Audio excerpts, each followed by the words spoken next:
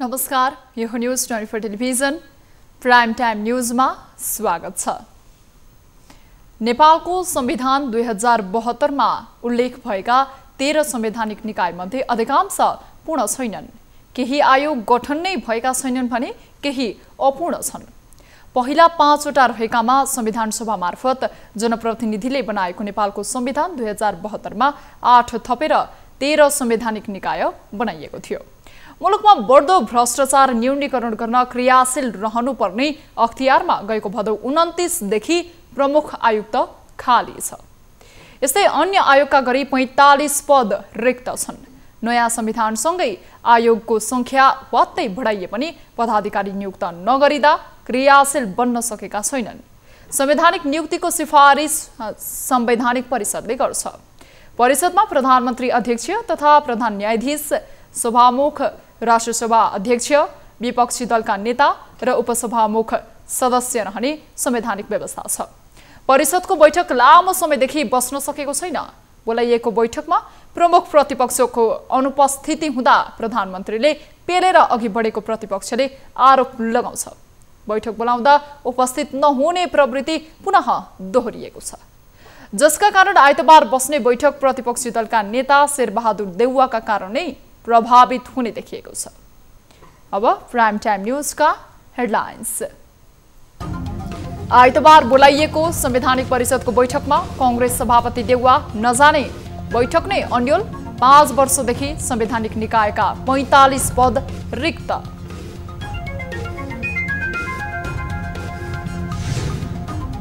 नेकपा स्थायी कमिटी आइतबार बैठकमा ओली सहभागी हुनेबारे अझै लागेन टुङ्गो। प्रचण्ड नेपाल पक्ष भन्छन् कुनै पनि हालतमा बैठक बस्छ।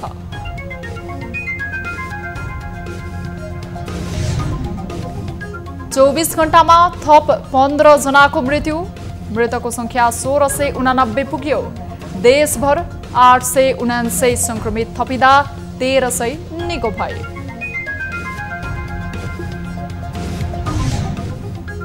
मापदण्ड विपरीत अवैध रूपमा प्राकृतिक सम्पत्तिको दोहन हुने क्रम रोकिएन। धादिङको थाक्रे गाउँपालिकामा अवैध उत्खनन हुँदा पनि स्थानीय प्रशासन भने मौन।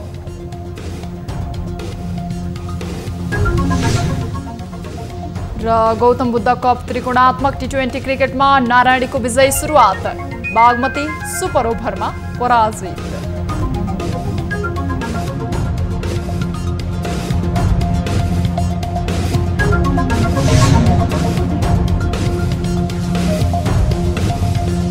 हामी निरन्तर न्यूजमा छौं। आइतबारका लागि बोलाइएको संवैधानिक परिषदको बैठकमा प्रमुख प्रतिपक्षी दल नेपाली कांग्रेसका सभापति शेरबहादुर देउवा सहभागी नहुने भएका छन्। प्रधानमन्त्री केपी शर्मा ओलीले आइतबार बिहान 9 बजेलाई बोलाउनु भएको परिषदको बैठकमा कांग्रेस सभापति देउवा सहभागी नहुने भएका हुन्। कांग्रेसले मंसिर 29 गते सरकारको विरोधमा गर्न लागेको प्रदर्शनको एक दिन अगाडि संवैधानिक परिषदको बैठक बोलाएको प्रति कांग्रेस नेताहरूले आशंका गरेका छन्। कांग्रेसका प्रवक्ता विश्वप्रकाश शर्माले सामाजिक सञ्जालमा टिप्पणी गर्दै कांग्रेसको पूर्व घोषित कार्यक्रमलाई असर पर्ने वा पार्ने ढंगले घरेलु अथवा बाहिर कुनै पनि भेला, छलफल या बैठक प्राथमिकतामा नरहने बताएका छन्।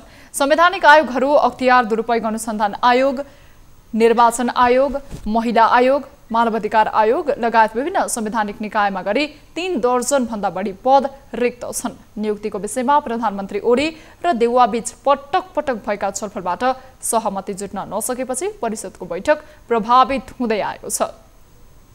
संवैधानिक निकायका प्रमुख तथा पदाधिकारीको नियुक्तिको सिफारिस गर्न प्रधानमन्त्रीको अध्यक्षतामा प्रधान न्यायाधीश, प्रतिनिधि सभाका सभामुख, राष्ट्रसभाका अध्यक्ष, प्रतिनिधि सभाका विपक्षी दलका नेता र प्रतिनिधि सभाको उपसभामुख सदस्य रहेको संवैधानिक परिषद रहने संवैधानिक व्यवस्था छ। परिषदको बैठकमा प्रमुख विपक्षी दलको नेता अनिवार्य उपस्थित हुनुपर्ने प्रावधान रहेकोले देउवा उपस्थित नहुने भएपछि आइतबारको बैठक पनि प्रभावित हुने देखिएको छ। संवैधानिक निकायमा पदाधिकारी रिक्त भएको लामो समयदेखि पदपूर्ति हुन सकेको छैन। पटक पटक नियुक्तिको कार्यसूचीमा बैठक बोलाए पनि अन्तिम समयमा बैठक स्थगित हुँदा 45 पद अझै रिक्त छ। यसैबीच प्रधानमन्त्री केपी शर्मा ओलीले आइतबारका लागि बैठक बोलाउनु भएको छ। त्यो बैठक पनि अन्यलमा पुगेको छ। प्रमुख प्रतिपक्षीय दलका नेता कांग्रेस सभापति शेरबहादुर देउवा नआउने भएसँगै बैठकबारे अन्यल देखिएको हो। एक रिपोर्ट। राजनीतिक दलबीच नियुक्तिबारे सहमति नहुँदा संवैधानिक परिषद समेत अनिर्णयमा पर्दै आएको छ। नियुक्ति प्रक्रियामा भएको ढिलाइप्रति सरकारवालाले असन्तुष्टि पनि जनाउँदै आएका छन्। यसैबीच प्रधानमन्त्री केपी शर्मा ओलीले यही आइतबार परिषद बैठक बोलाएका छन्। सम्पूर्ण सदस्यलाई बैठकको कार्यसूची र समयबारे 48 घण्टा अघि सूचना दिनुपर्ने व्यवस्था अनुसार सदस्यहरूलाई बैठकबारे सूचित गराइएको छ। परिषदका नियमित काम र संवैधानिक निकायको पदपूर्तिको विषयलाई कार्यसूची बनाइएको छ। तर कांग्रेस सभापति शेरबहादुर देउवा बैठकमा सहभागी हुन सक्ने जनाएसँगै बैठकबारे अन्यल सिर्जना भएको छ। नयाँ संविधान जारी भएपछि थप भएका संवैधानिक निकायमध्ये कतिपयले पहिलो पटक समेत पूर्णता पाएका छैनन्। कुन संवैधानिक निकायमा कति पद रिक्त? राष्ट्रिय मानव अधिकार आयोगमा अध्यक्ष तथा 4 सदस्य रिक्त, मुस्लिम आयोगमा 4 सदस्य रिक्त, थारू आयोगमा 4 सदस्य रिक्त, मधेसी आयोगमा 4 सदस्य रिक्त, थारू र मधेसी आयोगमा 4 सदस्य रिक्त, आदिवासी जनजाति आयोगमा सबै पदाधिकारी रिक्त, राष्ट्रिय दलित आयोगमा सबै पदाधिकारी रिक्त, महिला आयोगमा सबै पदाधिकारी रिक्त, समावेशी आयोगमा अध्यक्ष र 3 सदस्य रिक्त, राष्ट्रिय प्राकृतिक स्रोत तथा वित्त आयोगमा 4 सदस्य रिक्त, निर्वाचन आयोगमा 2 आयुक्तको पद रिक्त, अख्तियार दुरुपयोग अनुसन्धान आयोगमा प्रमुख आयुक्त र अन्य 2 आयुक्त रिक्त।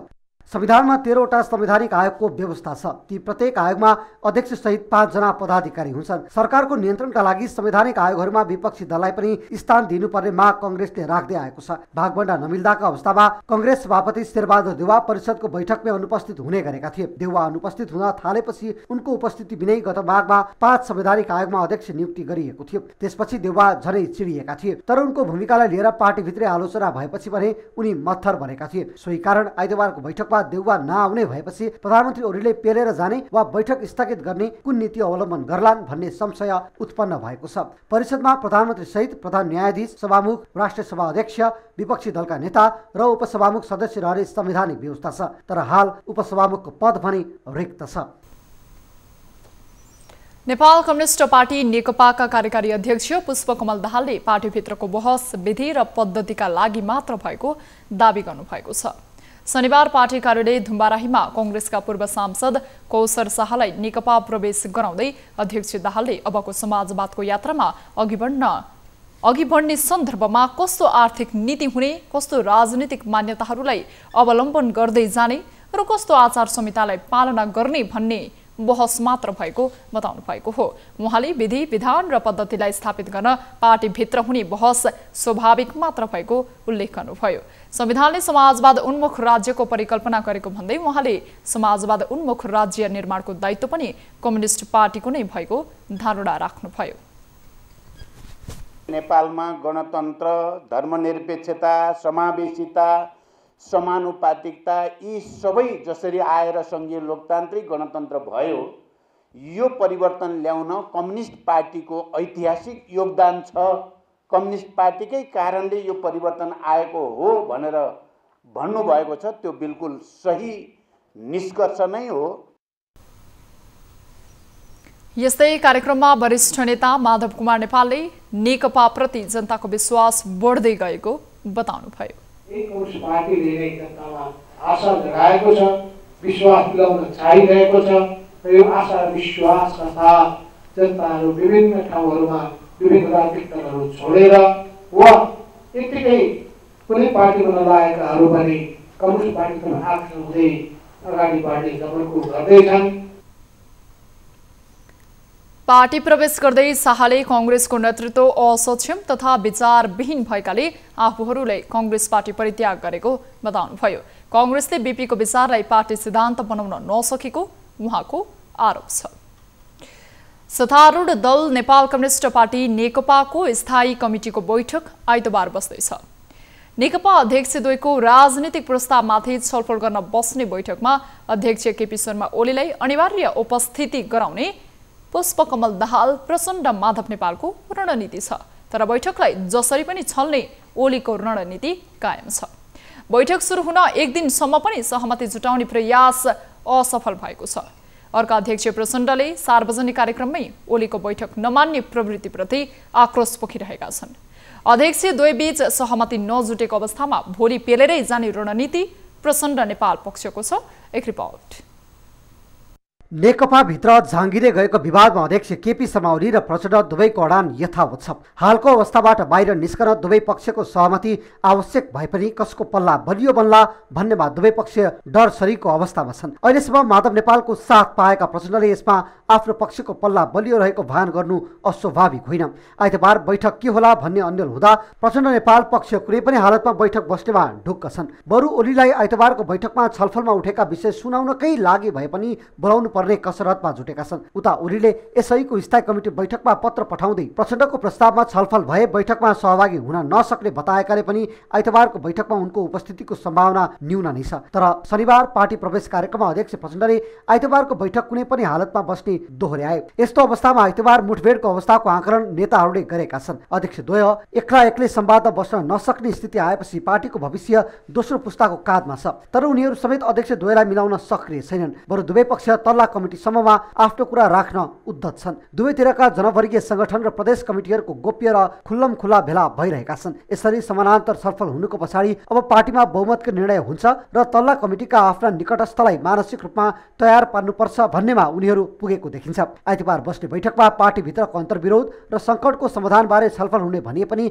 निकासका लागि भइरहेका अनौपचारिक गृह कार्य पर्याप्त भएका छैनन्। स्थायी कमिटीको बैठक लम्बिएका कारण पूर्व निर्धारित यही मङ्सिर 25 गते बस्ने भनिएको केन्द्रीय कमिटीको बैठक आगामी पुस 5 गतेका लागि सारिएको छ। दाहाल नेपालले स्थायी कमिटी बैठकबाटै टुङ्गो लगाउनुपर्छ भन्ने अडान लिनु र ओलीले बैठकबाट हुँदैन भन्नुका पछाडि बहुमत अल्पमतको कारण जोडिएको छ। किनभने अहिले सचिवालय, स्थायी कमिटी र केन्द्रीय समिति तीनवटै संरचनामा ओली कमजोर छन्। दाहाल र नेपाल मिल्दा तीनवटै कमिटीमा बहुमत पुग्छ। अहिले सचिवालयका 9 जनामा 5 जना ओलीको खुल्ला विपक्षमा छन्। त्यस्तै 44 सदस्यीय स्थायी कमिटीमा ओली पक्षका 12 जना मात्र छन्। अरू दाहाल र नेपाल पक्षका छन्।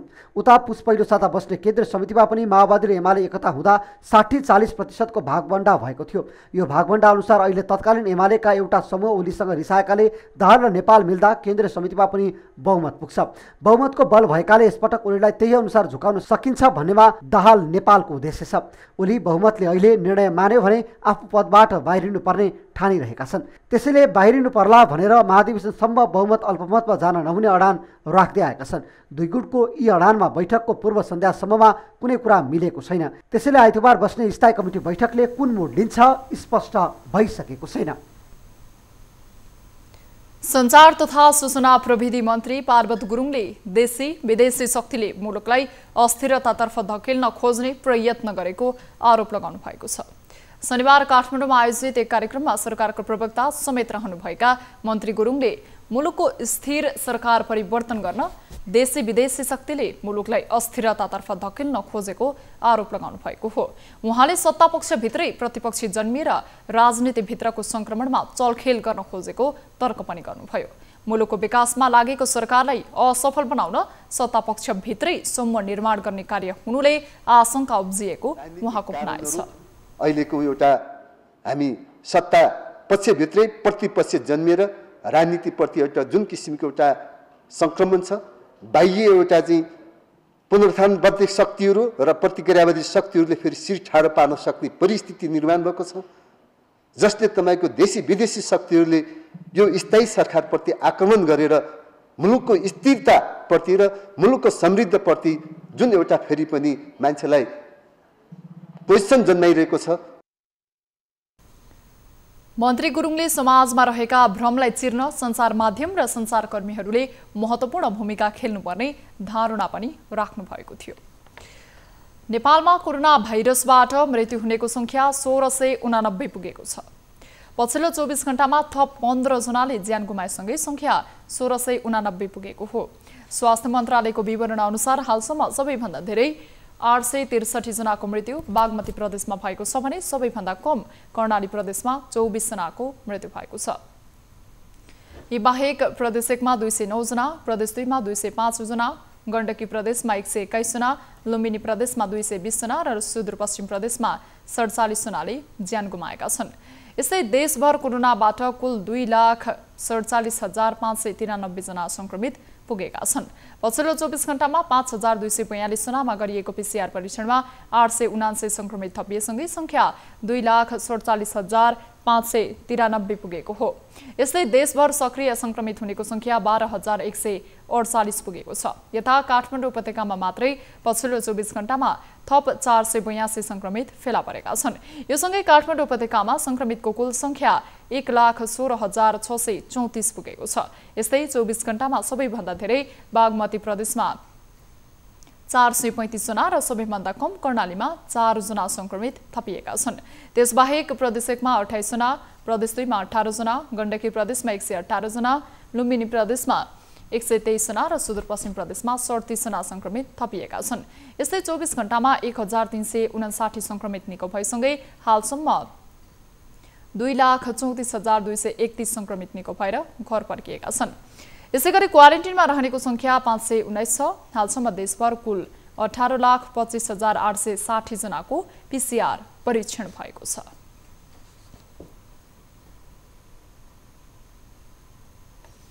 नेपाली कांग्रेसका नेता कृष्णप्रसाद सिटौलालाई कोभिड-19 संक्रमण पुष्टि भएको छ। शुक्रबार गरिएको परीक्षणमा आफूलाई कोरोना संक्रमण पुष्टि भएको सिटौलाले बताउनु भएको छ। कोरोना संक्रमण भए पनि आफ्नो स्वास्थ्य अवस्था भने सामान्य रहेको उहाँले सामाजिक सञ्जाल फेसबुक मार्फत जनाउनु भएको हो। आफ्नो सम्पर्कमा रहेकालाई भने परीक्षण गर्न र सावधानी अपनाउन सिटौलाले अनुरोध गर्नु भएको छ। न्युजहरू अझै बाँकी नै छन्, अहिलेलाई ब्रेक।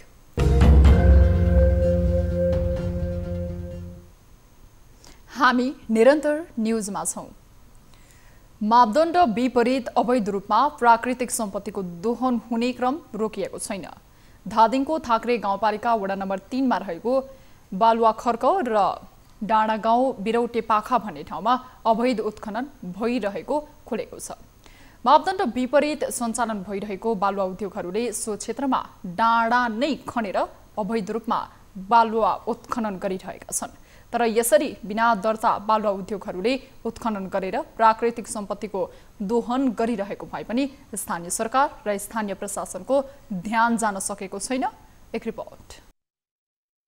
यो दृश्य धादिङको थाक्रे गाउँपालिका वडा नम्बर 3 मा रहेको बालुवा खर्क र डाँडा गाउँ बिरौटे पाखोको हो, जहाँ बालुवा उत्खनन भइरहेको देख्न सकिन्छ। तर यो कुनै मापदण्डको पालना गरेर भइरहेको उत्खनन भने होइन। यो त मापदण्ड विपरीत सञ्चालन भइरहेको बालुवा उद्योगहरूले अवैध रूपमा बालुवा उत्खनन, चोरी तथा निकासी गरिरहेका हुन्। यसरी अवैध रूपमा उत्खनन गर्ने उद्योगमा न्यू गोरखकाली रोडा ढुङ्गा उद्योग, रक्तकालिका रोडा ढुङ्गा उद्योग, प्राली लगायतका उद्योगहरू छन्। न्यू गोरखकाली रोडा उद्योगका सञ्चालक दिलीप पौडेल हुन्। उनका बाबु गाउँपालिका अन्तर्गत वडा नम्बर 2 का वडा अध्यक्ष समेत छन्। त्यसै रक्तकालिका रोडा ढुङ्गा उद्योगका सञ्चालक भने राम राई हुन्। अहिले यो क्षेत्रमा दिनरात यसरी नै अवैध दोहन हुने गरेको स्थानीय बताउँछन्। अवैध रूपमा प्राकृतिक सम्पत्तिको उत्खनन, चोरी तथा निकासी भइरहेको बारे सबै निकाय जानकार नै छन्। तर पनि स्थानीय सरकार र स्थानीय प्रशासन देखेर पनि नदेखे चाहिँ गरिरहेको स्थानीयको भनाइ छ। अहिले सो क्षेत्रमा स्काई भेटर लगायत बालुवाको उत्खनन राजनीतिक संरक्षणमै भइरहेको स्थानीयको आरोप पनि छ। उसो त थाक्रे गाउँपालिकाको आग्रा खोलाबाट 2030 सालदेखि लगातार ढुङ्गा, गिटी र बालुवा दोहन भइरहेको छ। 44 वर्षसम्म एउटै खोला लगातार दोहन गरिँदा त्यहाँको सतह करिब 5 मिटर भाँसिएको पनि छ। तर अहिले डाँडाबाट समेत उत्खनन हुन थालेपछि स्थानीय चिन्तित बनेका छन्। कारण गाउँपालिका अन्तर्गत वडा नम्बर 3 निगाले, जामी डाँडा, अर्मखु र वडा नम्बर 6 को महादेव बेसीको स्थानीयको खानेपानीको स्रोत समेत यही ठाउँ हो। निरन्तरको उत्खननले खानेपानीको स्रोत नै मासिने हो कि भन्ने चिन्ता स्थानीयको छ। यता यसै खोलाबाट निकासी हुने ढुङ्गाबाट थाक्रे गाउँपालिकाले वार्षिक करोडौं कर असुली समेत गर्छ। आधुनिक खेती कृषिमा उन्नत प्रविधि र किसानहरूलाई सहयोग गर्ने भन्दै सरकारले कृषि लक्षित विभिन्न कार्यक्रम ल्याउने गरेको छ। तर यस्ता कार्यक्रम किसान र कृषि मैत्री हुन नसकेको भन्दै आलोचना हुने गरेको छ। यही गुनासो र आलोचना बढ्दै गर्दा लुम्बिनी प्रदेश सरकारले सरकारी कृषि योजनाको कार्यान्वयन गर्न र किसानका गुनासो सरकारी निकायसम्म पुर्याउन भन्दै हरित स्वयंसेवक नियुक्ति गरेको छ। एक रिपोर्ट।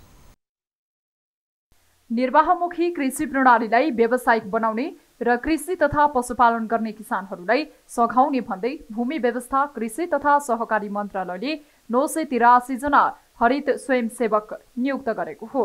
हरित स्वयंसेवकहरूले किसानहरूलाई कृषि प्रविधि हस्तान्तरण तथा प्रयोग एवं उन्नत खेती गर्न सहजीकरण गर्ने प्रदेश सरकारले जनाएको छ। स्वयंसेवकको सहायताले कृषि उत्पादन बढाउने र व्यावसायिक खेती गर्न सहयोग पुग्ने बताइएको छ। मन्त्रालयबाट गरेका कामहरूका अनि जिल्ला त्यहाँ हाम्रो चाहिँ वार्ड स्तरमा चाहिँ नि हाम्रो चाहिँ उपस्थिति गराउनको लागि हाम्रा कार्यक्रमहरूलाई त्यहाँ कृषकसँग पुर्याउनको लागि यो गरिएको चाहिँ कार्यक्रम हो। त्यसमा तपाईँहरू हामी काम गर्छौँ, हामी एउटा नि लिडरको रूपमा काम गर्छौँ भनेर त देखाउनलाई तपाईहरु आउनुभयो हो। हरित स्वयंसेवक राख्नुको मेन उद्देश्य भनेको के हो भने हामीसँग भएका प्रविधिहरू, हाम्रो कार्यक्रमहरू, सूचनाहरू ग्रामीण स्तरमा गाउँ-गाउँमा कृषकको घरसम्म पुर्याउनको लागि पुलको काम गर्ने उद्देश्यले हामीले हरित स्वयंसेवक परिचालन गरिरहेका छौँ। हाल लुम्बिनी प्रदेशका 12 जिल्लाका 983 वडामा एक जना स्वयंसेवक नियुक्त गरिएको छ। छनौट भएका स्वयंसेवकलाई कृषि ज्ञान केन्द्र र पशु सेवा विज्ञ केन्द्रहरूले तालिम दिएर स्थानीय वडाहरूमा पढाउने मन्त्रालयको योजना छ। स्वयंसेवकहरूले मलबिउको व्यवस्थापनदेखि खेती गर्ने तरिका र उत्पादित फसलको बजारीकरणमा समेत सहयोग गर्नेछन्। यहाँका सूचनाहरू गाउँसम्म पुर्याउने र गाउँमा परेका समस्याहरू सम्बन्धित निकायसम्म पुर्याउने काम चाहिँ हरित स्वयंसेवक मार्फत होस् भन्ने लुम्बिनी प्रदेशको ध्येय हो। र सँगसँगै हरेक वडामा एकजना चाहिँ नमुना कृषक तयार होस् अथवा एउटा मोडल तयार होस् जसले त्यहाँबाट अरू किसानहरूले पनि सिक्न सकोस्। किसानलाई सहयोग गर्न नियुक्त भएका हरित स्वयंसेवकले मासिक वा वार्षिक रूपमा तलब भत्ता भने पाउने छैनन्। तर कृषि उद्यमी बन्नका लागि पहिलो वर्ष 50,000, दोस्रो वर्ष 40,000 र तेस्रो वर्ष 30,000 रकम पाउनेछन्। त्यसका लागि हरित स्वयंसेवकहरूले नमुना कृषि फर्म वा पशुपालन व्यवसाय सञ्चालन गर्नुपर्नेछ। हरित स्वयंसेवक कार्यक्रमका लागि 3 वर्षमा करिब 12 करोड रकम खर्च हुने मन्त्रालयले जनाएको छ। दोलखा स्थित प्रख्यात भीमेश्वर मन्दिरको शिलामा गत मङ्सिर 9 गते पसिना आएपछि मुलुक र जनतालाई अनिष्ट नहोस् भन्दै क्षमा पूजा गरिएको छ। साक्षात भविष्य सूचकको रूपमा मानिने दोलखा स्थित प्रसिद्ध भीमेश्वर मन्दिरको शिलामा पसिना आएपछि राष्ट्रपति, भीमेश्वर मन्दिर गुठी तथा पूजा व्यवस्थापन समिति र सर्वसाधारणको तर्फबाट क्षमा पूजा गरिएको हो। एक रिपोर्ट।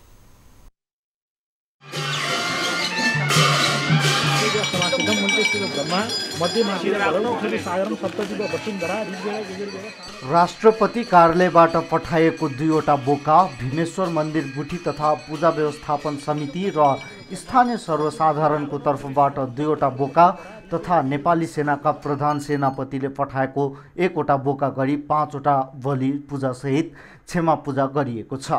क्षमा पूजाको क्रममा 13 जना पण्डितबाट हवन यज्ञ तथा 11 आरवती लघुरुद्री गरिएको छ। यो मङ्सिर 9 गते आएको पसिनाको चाहिँ क्षमा पूजा आज राष्ट्र प्रमुखबाट विशेष क्षमा पूजा। यो क्षमा पूजामा हामीले हवन यज्ञ र लघुरुद्री पाठ गर्दैछौँ र त्यसपछि हामी बलि पूजा गरेर हामी प्रसाद वितरण गर्ने कार्यक्रम राखेका छौँ।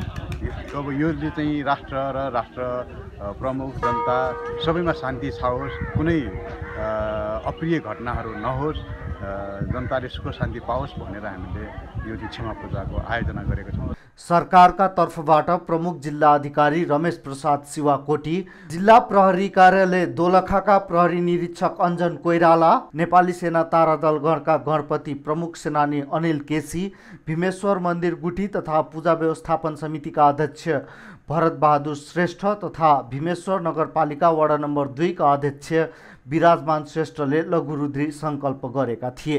भीमेश्वरको शिलामा पसिना आएपछि सो कपास पुछिएको कपास महाप्रसादको रूपमा राष्ट्र प्रमुखलाई पठाएसँगै राष्ट्र प्रमुखले क्षमा पूजा गर्ने चलन छ।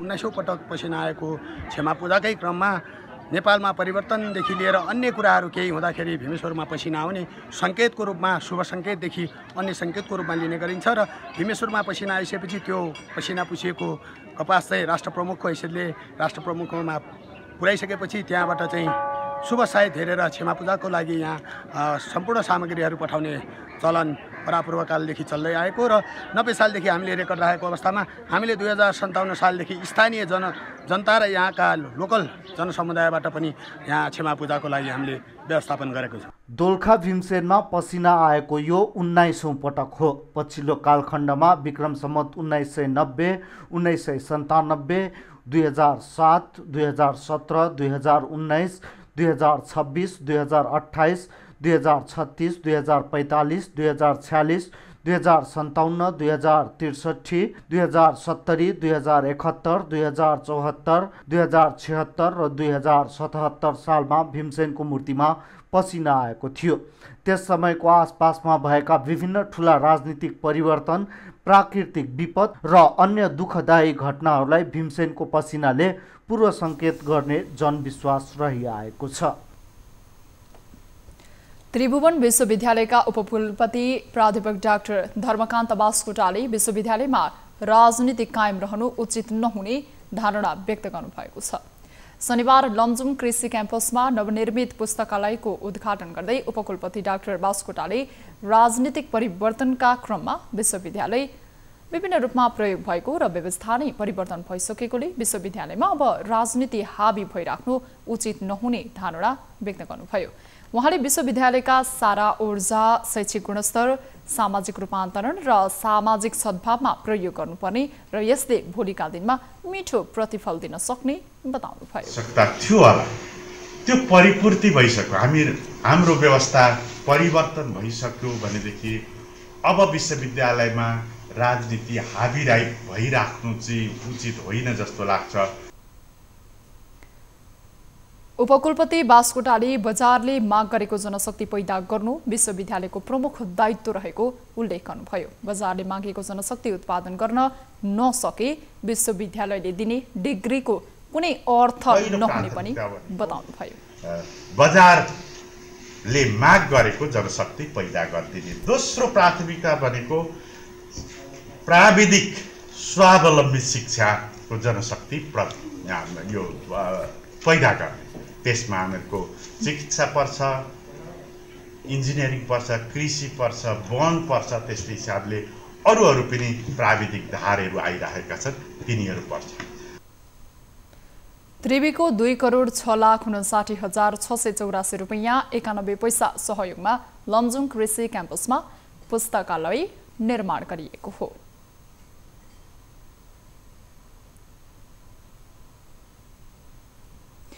रूपन्देहीको भैरहवा क्षेत्र आर्थिक तथा पर्यटकीय हब बन्दै जाँदा साना तथा घरेलु उद्योगमा लगानी बढ्दै गएको छ। सानो लगानीमा राम्रो हुने र स्थानीय स्तरमै स्वरोजगार बन्ने भएपछि उद्योग स्थापना गर्नेहरूको आकर्षण बढेको हो। एक रिपोर्ट। थोरै लगानीमा सञ्चालन गर्न सकिने र ऊर्जा खपत तथा कामदार सहजै पाइने भएपछि रूपन्देहीमा घरेलु तथा साना उद्योगहरूमा लगानी बढ्दै गएको छ। जिल्लाहरूमा अहिले 15,012वटा घरेलु तथा साना उद्योगहरू सञ्चालनमा छन्। ती उद्योगहरूमा झण्डै 30 अर्ब लगानी भएको छ। जिल्लामा पछिल्ला वर्षहरूमा खाद्यान्न, काठजन्य, ग्रिल, स्टिल, अल्मुनियम, कृषिजन्य, पर्यटनजन्य उद्योगहरू बढी खुल्ने गरेका छन्। यससँगै हस्तकला, सिलाइ कटाइ, ब्युटी पार्लर जस्ता कम लगानीमा सञ्चालन गर्न सकिने उद्योगहरू पनि बढी मात्रामा खुलेका छन्। खास गरी कोरोना महामारी सुरु भए यता लगानी सुरक्षित हुने देखिएपछि कृषि तथा पशुपालनमा लाग्ने वात्तै बढेका छन्। कृषि जन्य उद्योगहरूको नै आकर्षण बढी छ। तपाईको कृषि र पशुपालन सम्बन्धी उद्योगहरू को दर्ता बढिरहेछ।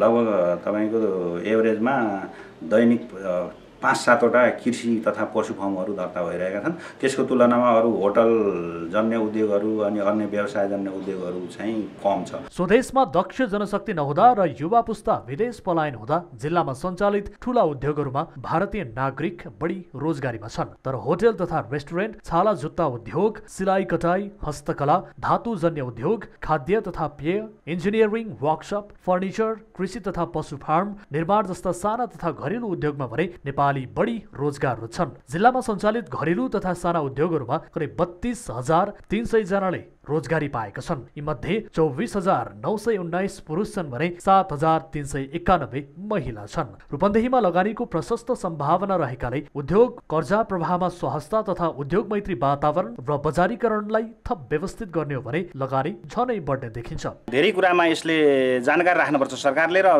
यहाँको स्थानीय निकायले। यहाँ जुन लगानी गर्न आकर्षित छन् त्यो युवाहरू यहाँका बेरोजगार युवाहरू उनीहरूले कसरी दर्ता गर्ने, दर्ता प्रक्रिया यहाँ झन्झटिलो छ र विशेषतः अब यसमा आफूसँग पैसा छैन, लगानी कहाँबाट पाइन्छ भन्ने कुराहरू पनि उनीहरूलाई ज्ञान छैन। ब्याङ्कबाट सहुलियत ऋणहरू पाइन्छ, त्यो कसरी पाइन्छ भन्ने कुराहरू उनीहरूले जान्न सकिरहेका छैनन् भने अब यसलाई ब्याङ्कले र सरकारले पनि यसमा सस्तोभन्दा सस्तो ब्याजमा दिनुपर्छ। जिल्लामा साना तथा घरेलु उद्योग अन्तर्गत हाल 6,667 उत्पादनमूलक, 4,226 सेवामूलक, 2,314 पर्यटनजन्य, 1,804 कृषि तथा वनजन्य र सूचना तथा सञ्चार उद्योग एउटा सञ्चालनमा छन्। यीमध्ये पछिल्लो 1.5 वर्षमा मात्रै 1,948 उद्योग नयाँ खुलेको घरेलुको तथ्याङ्क छ। राज्यले श्रम प्रधान तथा ऊर्जा खपत न्यून हुने प्रकृतिका उद्योगलाई घरेलु तथा 5 करोडसम्मको स्थिर पुँजी लगानी हुने उद्योगलाई साना उद्योग अन्तर्गत राखेको छ। रूपन्देही लगानीका हिसाबले राम्रो जिल्ला भएकाले पनि यहाँ घरेलु तथा साना उद्योगहरूमा लगानी गर्नेहरू उल्लेख्य रूपमा बढेका छन्। भैरहवाबाट टिभी जर्नलिस्ट प्रकाश न्यौपानेको रिपोर्ट। पहाडी क्षेत्रको मुख्य आम्दानीको स्रोत अलैँचीले भने जस्तो मूल्य नपाउँदा अलैँची कृषक चिन्तित भएका छन्। गत वर्षको तुलनामा यो वर्ष अलैँचीले कम मूल्य पाएपछि ताप्लेजुङका किसानहरूमा थप चिन्ता थपिएको हो। एक रिपोर्ट। ताप्लेजुङमा केही वर्ष यता अलैँचीको मूल्यमा उतार चढाव आइरहेको छ। गत वर्षको अलैँची मुस्किलले बिक्री गरेका किसानले यो वर्ष नयाँ उत्पादनसँगै भाउ बढ्ने आशा गरेका थिए। 4 वर्ष अघि प्रति मन 1 लाख भन्दा बढी मूल्यमा बिक्री भएपछि कृषकहरूले अलैँचीमा लगानी पनि थपे। तर क्रमशः मूल्य घटेपछि रेड लिएर अलैँचीमा लगानी गरेका किसान यति बेला निराश बनेका छन्। यसपालि नफलेको एकातिर फेरि भाउ पनि एकदम न्यून, अहिले 22 भन्दा उकालो चढेको छैन। फेरि अब सधैँ जस्तो यसपालि अध्याय पनि आइदिएन सधैँ जस्तोको उसमा मूल्यमा, अनि भाउ पनि एकदम न्यून छ यसपालि। अहिले ताप्लेजुङमा प्रति मनको 20 देखि 21,000 का दरले किनबेच भइरहेको छ। गएको वर्ष प्रति मन 26 देखि 27,000 का दरले अलैँचीको कारोबार भएको थियो।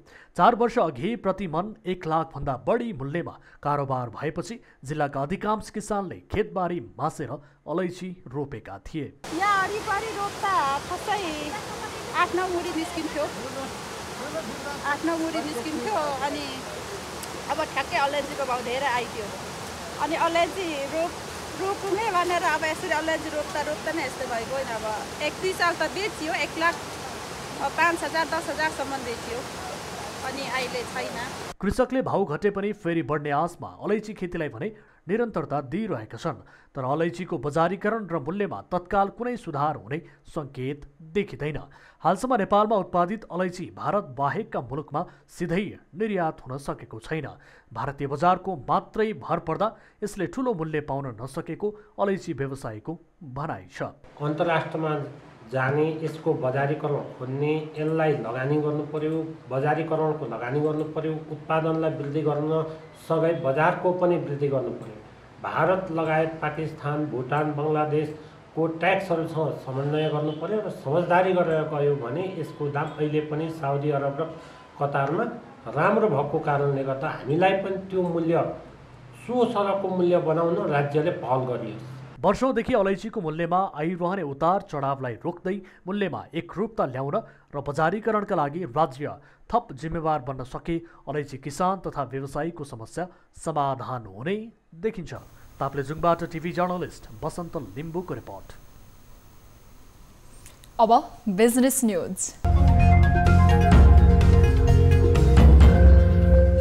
नेपाल र भारतबीच द्विपक्षीय विद्युत व्यापार तथा बजारीकरण विस्तार गर्ने विषयमा सहमति भएको छ। नेपालमा उत्पादित विद्युत अन्तर्राष्ट्रिय बजारमा पुर्याउन नेपाल र भारत सहमत भएका हुन्। दुई देशका ऊर्जा सचिवको अध्यक्षतामा सम्पन्न नेपाल भारत संयुक्त सञ्चालक समितिको 8औं बैठकले उक्त निर्णय गरेको हो। सहमति अनुसार नेपालमा उत्पादित विद्युत भारत र बंगलादेशसम्म पुर्याउनका लागि अत्यावश्यक सबै पहल गरिने भएको छ। त्यसका लागि बंगलादेशसँग समन्वय गरेर शीघ्र परराष्ट्र मन्त्रालय मार्फत संयुक्त बैठकको आयोजना गरिने भएको छ। यसअघि भएको नेपाल र भारतका ऊर्जा सचिव स्तरीय बैठकले नेपाल, भारत र बंगलादेश बीच त्रिपक्षीय संयन्त्र बनाउने सहमति भएको थियो। बंगलादेशले सन् 2040 सम्म नेपालबाट झण्डै 10,000 मेगावाट विद्युत लैजाने इच्छा व्यक्त गरेको छ। भारतीय कम्पनी GMR ले निर्माण गर्न लागेको माथिल्लो कर्णाली जलविद्युत आयोजनाबाट समेत 500 मेगावाट विद्युत लैजाने विषयमा सहमति भइसकेको छ। आवश्यक संयन्त्र मार्फत पत्राचार गरेर हस्ताक्षर गरिने बताइएको छ। भर्चुअल बैठकमा नेपाली टोलीको नेतृत्व ऊर्जा सचिव दिनेश कुमार घिमिरेले गरेका थिए भने भारत सरकारका ऊर्जा सचिव सञ्जीव नन्दन र नेपालका लागि भारतका राजदूत विनय मोहन क्वात्रा तथा विभिन्न मन्त्रालयका प्रतिनिधि एनएचपीसी लिमिटेड, एनटीपीसी लिमिटेड लगायतका भारत सरकार अन्तर्गतको सार्वजनिक निकायका अधिकारीको सहभागिता रहेको थियो।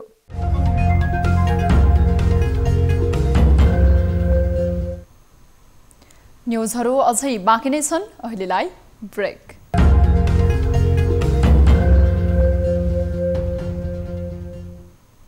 हामी निरन्तर न्युजमा छौं। अब स्पोर्ट्स न्युज।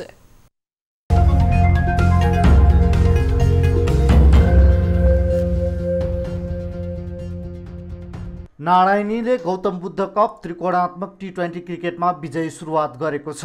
करण केसीले सोमपाल कामीको बलमा 4 छक्का प्रहार गरेपछि गौतम बुद्ध कप त्रिकोणात्मक टी20 क्रिकेटमा नारायणी टिमले बागमती विरुद्ध सुपर ओभरमा जित हासिल गरेको हो। निर्धारित ओभरमा दुवै टिमले 117 को स्कोर बनाएपछि खेल सुपर ओभरमा पुगेको थियो। सुपर ओभरमा सुरुवाती ब्याटिङ गरेको नारायणीले 25 रनको लक्ष्य पेश गरेको थियो।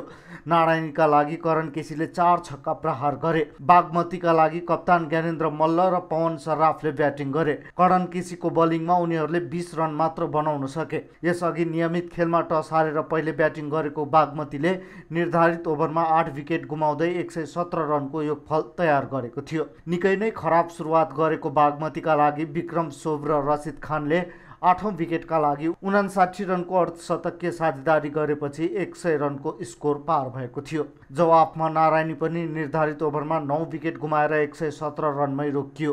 पारस खड्कालाई कोरोना संक्रमण देखिएपछि नारायणी टिम सुवास खकुरेलको कप्तानीमा मैदानमा उत्रिएको थियो। धुर्मु सुन्तली फाउन्डेसनले जनस्तरबाट सहयोग सङ्कलन गरी निर्माण गरिरहेको गौतम बुद्ध अन्तर्राष्ट्रिय क्रिकेट रङ्गशालाको निर्माण अभियानमा सहयोगका लागि बागमती प्रदेश खेलकुद परिषद, जिल्ला क्रिकेट सङ्घ चितवन र भरतपुर महानगरपालिकाको संयुक्त आयोजनामा यो त्रिकोणात्मक श्रृङ्खला भइरहेको छ। विश्व फुटबलको सर्वोच्च निकाय फिफाले वर्ष पुरुष खेलाडीमा मनोनयन सार्वजनिक गरेको छ। फिफाले क्रिस्टियानो रोनाल्डो, लियोनल मेसी र रोबर्ट लेवान्डोस्कीलाई पुरुष खेलाडीको अन्तिम मनोनयनमा समावेश गरेको हो। लेवान्डोस्कीले पछिल्लो सिजन बायर्न म्युनिखलाई युरोपको सर्वोत्कृष्ट सफल क्लब बनाउन भूमिका खेलेका थिए भने रोनाल्डोले गएको सिजन इटालियन क्लब युभेन्टसका लिग उपाधि जितेका थिए। लियोनल मेसीले पनि युरोपेली फुटबलमा उत्कृष्ट प्रदर्शन गरेका थिए।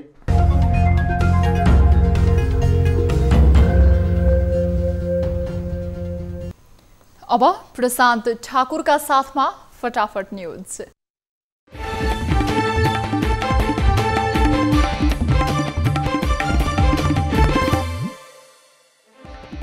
नेपालका अधिकांश स्थानमा वायु प्रदूषणको स्तर उच्च, मुटु र मस्तिष्क घातको समस्या बढ्न सक्ने विज्ञको चेतावनी। आइतबार बोलाइएको संवैधानिक परिषदको बैठकमा कांग्रेस सभापति शेरबहादुर देउवा सहभागी नहुने, बैठक प्रभावित हुने सम्भावना। विदेशबाट पेन्सन पाइरहेकाले पनि वृद्ध भत्ता पाउने, सामाजिक सुरक्षा ऐन 2075लाई संशोधन गर्न बनेको अध्यादेश मार्फत विदेशबाट पेन्सन पाउनेहरूका लागि पनि सुविधा थपियो। राज संस्थाको माग गर्दै ललितपुरमा मोटरसाइकल र्यालीमा सहभागीले राज संस्थाको समर्थनमा र गणतन्त्रको विरुद्धमा नारा लगाए। भविष्य सूचक मानिएको दोलखाको भीमेश्वर मन्दिरको शिलामा पसिना आएपछि क्षमा पूजा गरियो। राष्ट्रपति कार्यालय र नेपाली सेनाले पठाएको सहित 5 बोका बलि दिइयो। पछिल्लो 24 घण्टामा थप 879 जनामा कोरोना संक्रमण, 15 जनाको मृत्यु। उखुको न्यूनतम समर्थन मूल्य प्रति क्विन्टल 8 रुपैयाँले बढ्यो। प्रति क्विन्टल न्यूनतम समर्थन मूल्य 544 रुपैयाँ 33 पैसा। सरकारले तोकेको मूल्य प्रति नेपाल उखु उत्पादक किसान सङ्घको आपत्ति। शुक्रबार साँझ कलङ्कीमा भएको ट्रक दुर्घटनामा थप 2 को मृत्यु हुनेको सङ्ख्या 3 पुग्यो। 7 घाइतेको उपचार हुँदै। काठमाडौँमा जाडोसँगै बढ्यो बिजुली जाने समस्या। हिउँदमा लोड बढ्दा वितरण र प्रसारण लाइनमा समस्या आएको नेपाल विद्युत प्राधिकरणको भनाइ। काठमाडौँका 50 भन्दा बढी चोकमा उच्च प्रकाश दिने बत्ती जोडिने, चोकहरूलाई सुरक्षित बनाउन र शान्ति सुव्यवस्था कायम गराउन मद्दत पुग्ने महानगरपालिकाको विश्वास। पशुपति क्षेत्रको बागमतीमा बढ्न थाल्यो फोहोर। सीमित अभियान कर्मीले मात्र सफाई गर्दा जम्मा भए जति सबै फोहोर उठाउन नसकिएको अभियान कर्मीको भनाइ। रौतहटमा चिसोले कठ्याङ्ग्रिएर एकको मृत्यु हुनेमा कठरिया नगरपालिका वडा नम्बर 2 जमुनिया घर भएका 65 वर्षीय सुखारी सिंह।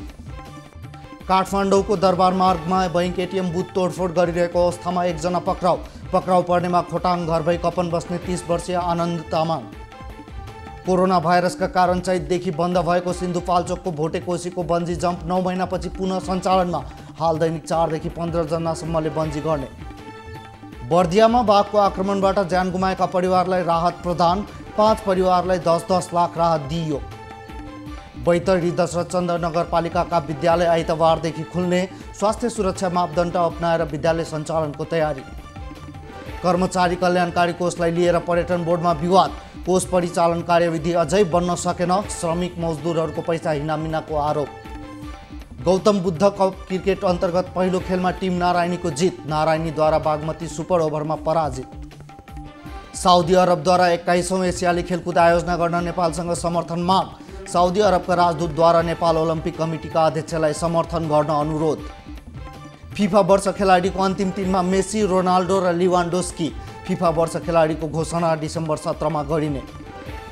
ट्रम्पको नतिजा उल्टाउने प्रयासमा अर्को गम्भीर धक्का। सर्वोच्चले खारेज गर्यो 4 राज्यको मतबदल गर्ने माग। भारतको उत्तर प्रदेशमा सरकारी अस्पतालका चिकित्सकले 10 वर्ष अनिवार्य सेवा गर्नुपर्ने। बीचमै छाडे 1.5 करोड जरिवाना। दक्षिण कोरियामा एकै दिनमा अहिलेसम्मकै उच्च सङ्क्रमित भेटिए। 24 घण्टामा नयाँ 950 जनामा कोरोना भाइरसको सङ्क्रमण देखियो। र अमेरिकामा फाइजरको भ्याक्सिन प्रयोगका लागि अन्तरिम अनुमति। जर्मनी फार्मा कम्पनीद्वारा विकसित गरिएको भ्याक्सिनलाई पनि प्रयोगको अनुमति।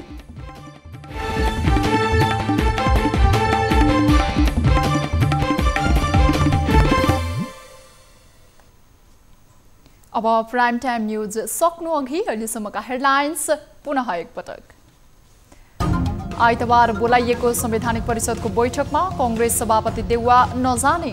बैठक नै अन्यल। 5 वर्षदेखि संवैधानिक निकायका 45 पद रिक्त।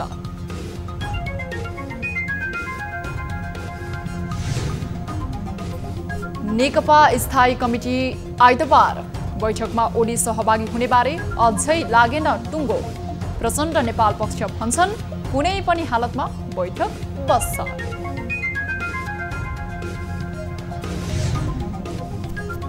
चौबीस घण्टामा थप 15 जनाको मृत्यु।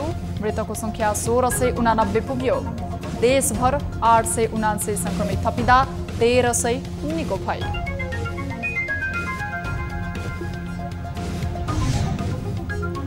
मापदण्ड विपरीत अवैध रूपमा प्राकृतिक सम्पत्तिको दोहन हुने क्रम रोकिएन। धादिङको थाक्रे गाउँपालिकामा अवैध उत्खनन हुँदा पनि स्थानीय प्रशासन भने मौन। र गौतम बुद्ध कप त्रिकोणात्मक T20 क्रिकेटमा नारायणीको विजयी सुरुवात।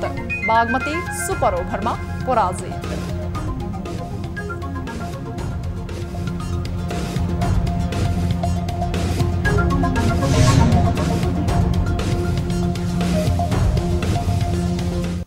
प्राइम टाइम न्यूज अहिलेलाई यति नै। जाँदा साँदै ताली र गालीका लागि हामीले सोधेको प्रश्न। सरकारी अध्ययन समितिले हप्ताको 2 दिन बिदा दिन सिफारिस गरेको छ। यसको पक्षमा हुनेले तालीमा र विपक्षमा हुनेले गालीमा हाम्रो पात्रको एपमा गई भोट गर्नुहोला। थप न्यूजका लागि हाम्रो वेबसाइट www.news24nepal.com हेर्नुहोला। साथै हामीलाई फेसबुक, ट्विटर र युट्युबमा पनि फलो गर्न सक्नुहुनेछ। यस्तै मोबाइल, इमेल र भाइबरबाट न्यूज24 को हेल्प डेस्कमा केही समस्या र गुनासा छन् भने सम्पर्क गर्न सक्नुहुनेछ। हामी निरन्तर न्यूजमा छौं। नमस्ते।